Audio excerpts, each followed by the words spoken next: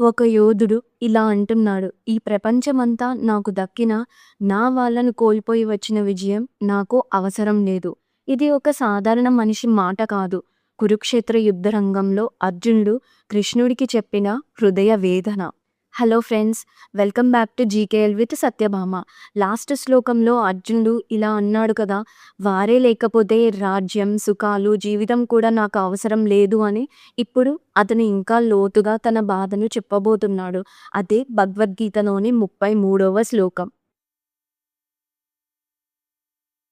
భగవద్గీత 33వ శ్లోకం. తా ఇమేవ స్థితా యుద్ధే ప్రాణం త్యక్త్వా ధనాని చ ఆచార్యః పితరః పుత్రాస్తథైవ చ పితామహః. దీని యొక్క అర్థం ఏంటో తెలుసా? అర్జునుడు ఇలా అంటున్నాడు, ఈ యుద్ధరంగంలో తమ ప్రాణాలను, సంపదలను కూడా త్యజించడానికి సిద్ధంగా ఉన్నవారు నా గురువులు, తండ్రులు, కుమారులు మరియు తాతలే. అంటే ఏంటో తెలుసా? అర్జునుడు యుద్ధరంగాన్ని చూస్తున్నాడు. అక్కడ అతనికి కనిపిస్తున్నది శత్రువుల సైన్యం కాదు, తన జీవితంలో ఎంతో ముఖ్యమైన వ్యక్తులు, తనకు విద్య నేర్పిన గురువులు, తనను పెంచిన తండ్రులు, తన సొంత కుమారులు, తన తాతలు, వాళ్ళందరూ ఇప్పుడు యుద్ధానికి సిద్ధంగా నిలబడ్డారు. అందుకే అర్జునుడు బాధతో ఇలా చెప్తున్నాడు, ఇలాంటి వారిని చంపి వచ్చే విజయం నాకు ఎలా ఆనందాన్ని ఇస్తుంది అని. ఇప్పుడు ఈ శ్లోకం లైన్ బై లైన్ ఎక్స్ప్లెయిన్ చేసుకుందామా? ఫస్ట్ లైన్ ఏంటి? తా ఇమేవ స్థిత యుద్ధే ప్రాణం త్యక్త్వా ధనాని చ. తా అంటే వారు, ఇమే అంటే ఈ వారు, అవస్థితాః అంటే నిలబడ్డారు, యుద్ధే అంటే యుద్ధ రంగంలో, ప్రాణాన్ అంటే ప్రాణాలను, త్యక్త్వా అంటే విడిచిపెట్టడానికి సిద్ధంగా, ధనాని అంటే సంపదలను, చ అంటే కూడా. ఈ లైన్ యొక్క మీనింగ్ ఏంటో తెలుసా? ఈ యుద్ధ రంగంలో నిలబడ్డవారు తమ ప్రాణాలను, సంపదలను కూడా త్యజించడానికి సిద్ధంగా ఉన్నారు. దీని యొక్క భావం ఏంటి అంటే, అర్జునుడు ఇక్కడ ఒక విషయం గుర్తిస్తున్నాడు. ఇది సాధారణ యుద్ధం కాదు. ఇక్కడ ప్రతి ఒక్కరూ తమ ప్రాణాలను కూడా త్యజించడానికి సిద్ధంగా ఉన్నారు. సెకండ్ లైన్ ఏంటి?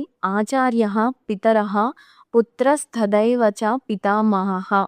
ఆచార్య అంటే గురువులు, పితరః అంటే తండ్రులు, పుత్రాః అంటే కుమారులు, తథా అంటే అలాగే, ఏవ అంటే నిజంగా, ఛ అంటే కూడా, పితామహాః అంటే తాతలు. ఈ లైన్ యొక్క మీనింగ్ ఏంటి అంటే, ఈ యుద్ధ రంగంలో నా గురువులు, తండ్రులు, కుమారులు, తాతలు కూడా ఉన్నారు.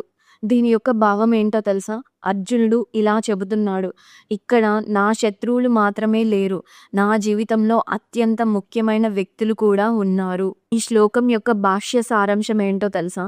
ఈ శ్లోకంలో అర్జునుడు తన ఎదుట నిలబడ్డ వారి గురించి చెబుతున్నాడు. అతను చూస్తున్నది కేవలం ఒక సైన్యం కాదు, తన కుటుంబం. అందుకే అతని హృదయం యుద్ధానికి సిద్ధంగా లేదు. అతను అనుకుంటున్నాడు, వారిని కోల్పోయి వచ్చే విజయం నాకు అసలు అవసరం లేదు.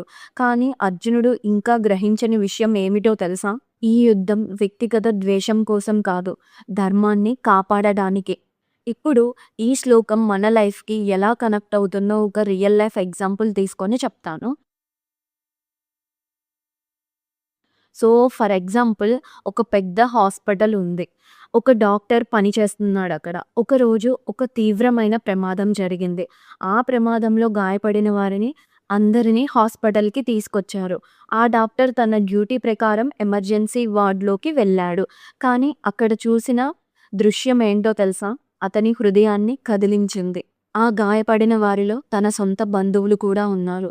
ఒకవైపు తన బాధ్యత, డాక్టర్గా ప్రతి రోగిని రక్షించాలి. మరోవైపు తన మనసు తన వాళ్ళని చూసి తట్టుకోలేకపోయింది. అచ్చం ఇదే పరిస్థితి కురుక్షేత్ర యుద్ధ రంగంలో అర్జునుడికి వచ్చింది. అక్కడ అతను చూస్తున్నది శత్రువుల సైన్యం కాదు, తన గురువులు, తండ్రులు, కుమారులు, తాతలు.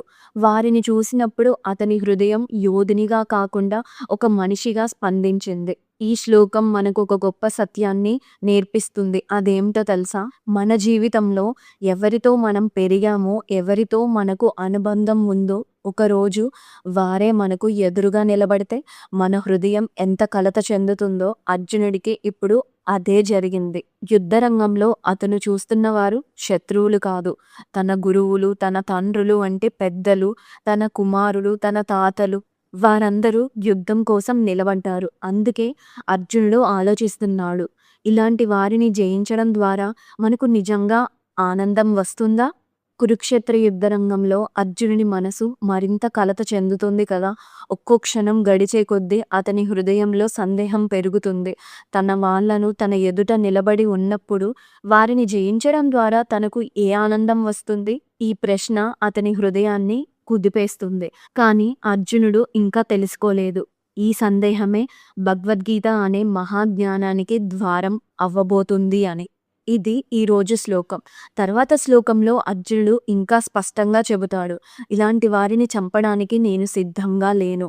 అతని మనసులోని సంఘర్షణ ఇంకా పెరుగుతోంది. ఈ వీడియో కనుక మీకు నచ్చినట్లయితే లైక్ చేయండి. ఇలాంటి గీతా జ్ఞానం వినడానికి మా ఛానల్‌ను సబ్స్క్రైబ్ చేయండి. మీ అభిప్రాయాన్ని కామెంట్స్‌లో తప్పకుండా తెలియచేయండి.